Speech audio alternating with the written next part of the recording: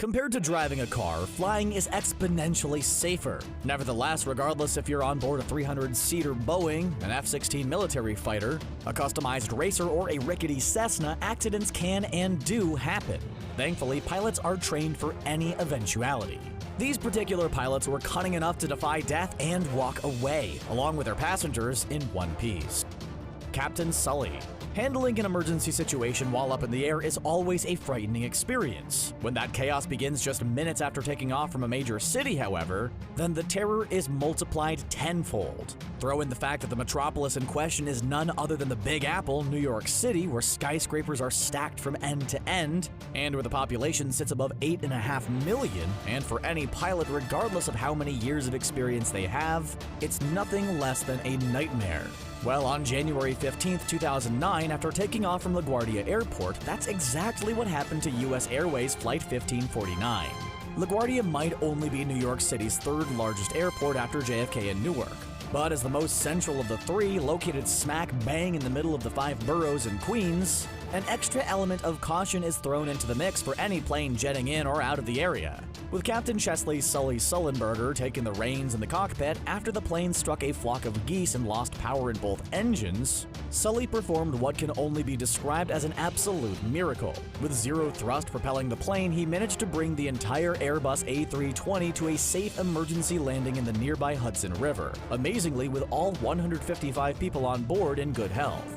As the most famous and heavily scrutinized emergency landing of the modern era, Sully and his co-pilot were forced to go through a strenuous, lengthy investigation, including testifying in front of the U.S. House of Representatives. Simulations suggested that landing in the river could have been avoided, and that Flight 1549 could have made it back to LaGuardia. What the simulations didn't take into account, however, was the time it took the pilots to understand and assess the situation. After Sully brought up that pivotal factor, it proved that his miraculous landing was the only safe option. The whole U.S. Airways Flight 1549 ordeal was so remarkable that Warner Bros. Decided to make a movie about it. It's directed by Clint Eastwood and stars Tom Hanks, so you know it's gonna be good. American Airlines Flight 300. While Sully's is the most famous event, it's not the only narrowly averted tragedy to come out of New York. On April 17, 2019, pilots on American Airlines Flight 300 battled against the struggles caused by wing damage just after takeoff. Just as the captain lifted the big metal bird from the runway, some harsh crosswinds caused it to bank severely to the left, so much so that the tip of the left wing scraped momentarily along the tarmac. The next couple of minutes involved the plane tilting a solid 45 degrees to the left, and as much as they tried, the pilots couldn't keep the jet's trajectory straight. Can you imagine being stuck in a constant mid-air left turn? Scary stuff. There was no way that Flight 300 was going to make its intended cross-country journey to Los Angeles, so the pilots decided to turn it around and head back to its departure point at JFK. Well, technically the plane was already turning itself around, so go figure. While it would have given the 109 passengers on board a hell of a fright, thankfully the plane touched down unscathed, and everyone walked away without even a scratch. Pot Dude. Did you guys hear about the jittery man in September this year who forced American Airlines Flight 2408 en route from Phoenix to Minneapolis to divert? The airline came out and said it was due to a disruptive passenger, but the real story is that he was high in the clouds, both literally and metaphorically, and locked himself in the bathroom for 10 minutes before lighting up some questionable substances. Thankfully, the disruption was able to be contained, and the pilots were able to land the plane despite the at times violent distraction. The cops took the culprit away, and the plane re-departed safe and sound. Veronicas. Oh, and do you guys know the Veronicas? Well, the Australian pop duo was also removed from a flight and escorted off by 3 federal police as recently as mid-September this year. Why? Because one of the sisters loaded her suitcase in backward, and then, supposedly, the Qantas staff overreacted. Near misses. Anyway, back to the good stuff. Over the years, there have been a number of times where planes have come far too close to one another.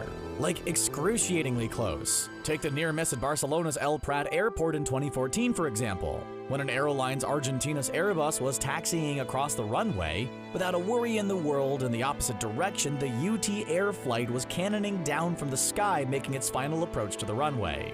Thankfully, air traffic control was on the ball. They forced the landing plane to quickly change its flight path, circled around, and then come in for touchdown. It wasn't pretty, but it was far better than the destructive alternative. Scary incidences of near misses actually happen far more regularly than we realize. Of course, there's no way the pilots would grab the microphone and be like, this is your captain speaking, we literally almost died, folks, but don't worry, I've got it totally under control. They just sweep it under the rug and continue along as if everything is perfectly normal.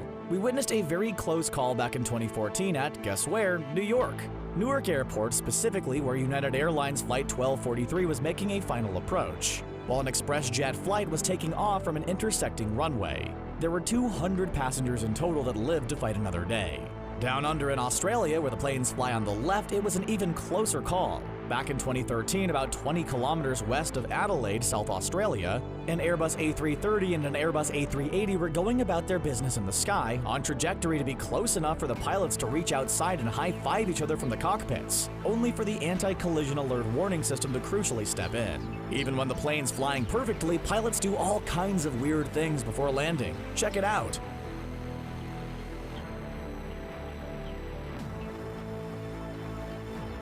Drones. Pilots don't just have to be wary of other planes when venturing through the skies. These days, with technology running rampant, they also have to watch out for drones. On multiple occasions, we've seen pilots have to rapidly reroute giant aircraft after discovering that they were on track to hit a rather small drone.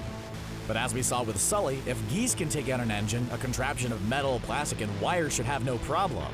It happened in Paris when an Airbus A320 plane was beginning its descent, which forced the pilot to swivel off course and out to safety. Likewise, over the good old USA, there have actually been hundreds of drone-related cases across the states, with New Mexico, Texas, Illinois, Florida, and North Carolina proving to be the hotspots. Fighter jet ejection.